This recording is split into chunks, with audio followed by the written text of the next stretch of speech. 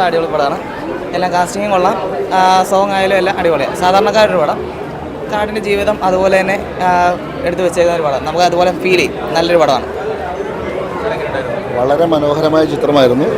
കാടിൻ്റെ മക്കളുടെ കഥ വളരെ മനോഹരമായി ചിത്രീകരിച്ചിട്ടുണ്ട്. ഓരോ കഥാപാത്രങ്ങളും വളരെ മനോഹരമായിട്ട് അഭിനയിച്ചിട്ടുണ്ട്. വളരെ സംതൃപ്തി തോന്നി.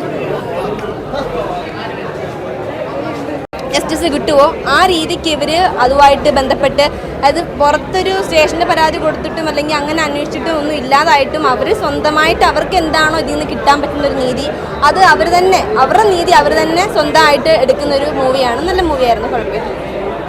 സിനിമ നമ്മുടെ കാഴ്ചപ്പാടുകളൊക്കെ മാറ്റിമറിക്കുന്ന ഒരു നല്ല സിനിമയാണ്. അതുപോലെ തന്നെ അതിൻ്റെ ഡയലോഗുകളൊക്കെ നമുക്ക് പറയാൻ തന്നെ അതൊരു വേറൊരു റേഞ്ചിലാണ് കാര്യങ്ങളും വളച്ചൊടിക്കുകയാണ്. ഓരോരോ നമ്മുടെ സങ്കല്പങ്ങളെ തന്നെ വളച്ചൊടിക്കുന്ന ഒരു നല്ലൊരു സിനിമ. ഓക്കെ, എല്ലാവർക്കും കാണാം.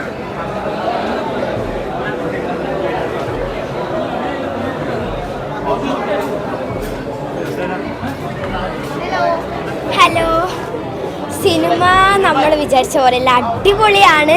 നിങ്ങളെല്ലാവരും കാണണമെന്ന് ഞാൻ പറയുന്നു. നിങ്ങളെല്ലാവരും കണ്ടിട്ടില്ലെങ്കിൽ നിങ്ങൾക്ക് മിസ് ചെയ്തു പോവും.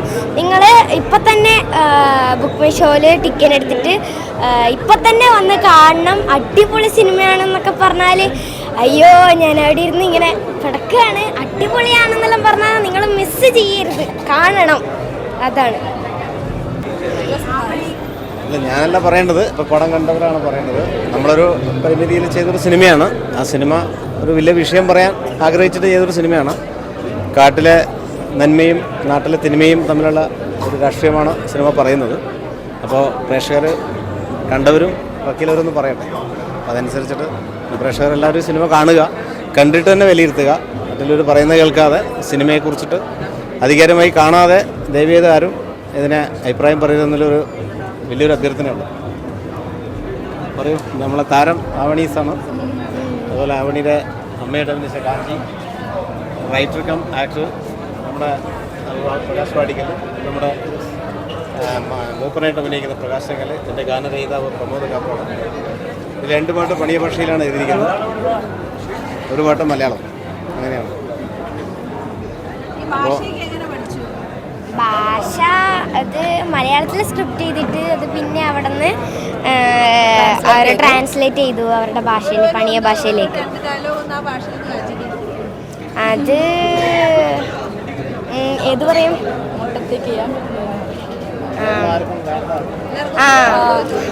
അല്ല തക്കലും നമ്മ മേലവ ഉടാറ് കാണി. അതെ, എന്തെങ്കിലും ചോദിക്കേ. ഈ സിനിമ വേറിട്ടൊരു കാഴ്ചാനുഭവം നൽകുന്നുള്ള കാര്യത്തിൽ നമുക്ക് ശുഭപ്രതീക്ഷയുണ്ട്. അപ്പോൾ അതുകൊണ്ട് തന്നെ സിനിമ തിയേറ്റർ എക്സ്പീരിയൻസ് ചെയ്യുന്ന ഒരു സിനിമയാണ്. അപ്പോൾ നമ്മൾ ചെയ്തൊരു സിനിമ ആയതുകൊണ്ട് പറയുന്നല്ല, നമ്മളെല്ലാ സിനിമയും കാണുന്ന ഒരാളാണ്. അപ്പം ഇപ്പോൾ ഈ വന്നുകൊണ്ടിരിക്കുന്ന സിനിമകളെന്നൊരു വ്യത്യസ്തമായ ഒരു സിനിമയാണ് ഇതെന്ന് നമുക്ക് അവകാശപ്പെടാനുള്ള ഒരാഗ്രഹമുണ്ട്. അത് പ്രേക്ഷകരാണ് അതിന് വിധി എഴുതേണ്ടത്. തീർച്ചയായും പ്രേക്ഷകരിലേക്ക് ഈ സിനിമ കൂടുതൽ എത്തട്ടെ എന്നുള്ള ഒരു ആഗ്രഹം മാത്രമേ ഉള്ളൂ. എൻ്റെ റൈറ്റർ പ്രകാശ് വാടിക്കൽ. ഇന്ന് ഞങ്ങൾ പരസ്യവാചകത്തിൽ പറഞ്ഞത് സിനിമയും ഞങ്ങൾ അഭിമാനിക്കുന്നു, സിനിമയും ഒരു സാമൂഹ്യ പ്രവർത്തനമാണ് എന്നാണ്. ഈ സിനിമ കേവലമായൊരു എൻ്റർടൈൻമെൻറ്റ് അല്ലാതെ തന്നെ ആ സിനിമയോടൊപ്പം ഞങ്ങളൊരു സാമൂഹ്യ പ്രവർത്തനത്തിൻ്റെ ഭാഗമാകുന്നു എന്നുള്ളതാണ് ഞങ്ങൾക്കിതിൽ അഭിമാനിക്കാനുള്ള ഒരു വക. ഒരു കോളനി, ബത്തേരിയിലെ, വയനാട്ടിലെ അല്ലെങ്കിൽ കേരളത്തിലെ ഏറ്റവും കൂടുതൽ ആദിവാസികളുള്ള വയനാട് ജില്ലയിലെ ഒരു കോളനിയിൽ ഞങ്ങളൊരു സിനിമ, ഒരു ക്യാമ്പ് പോലെ രൂപപ്പെടുത്തിയെടുക്കുകയാണ്. അപ്പോൾ അതിൻ്റെ ഭാഗമായി അവിടെ നിന്നൊരു ആ കാറ്റഗറിയിൽ നിന്ന് നമുക്കൊരു ഗായിക ഉണ്ടാവും. മലയാള സിനിമയ്ക്കൊരു പിന്നണി ഗായിക അനുഷിത ഉണ്ടാകുന്നു, ഒരു നടി ഉണ്ടാകുന്നു. പണിയ വിഭാഗത്തിൽ നിന്ന് അതിൽ തന്നെ ഒരു മുഖ്യ കഥാപാത്രമായി ഒരു നടി ഉണ്ടാകുന്നു. പിന്നെ അതിലെ ഒരു മുത്തശ്ശി ഇതിൻ്റെ ഭാഗമാക്കാവുന്നു. ആ കോളനിയിലൊക്കെ തന്നെ നമ്മുടെ ഒരു സിനിമ വേറെ രീതിയിലൊരു സാമൂഹ്യ ബോധമുള്ള ഒരു വളർച്ച ഉണ്ടാക്കുന്നു. അതൊക്കെ ഞങ്ങളുടെ സന്തോഷം.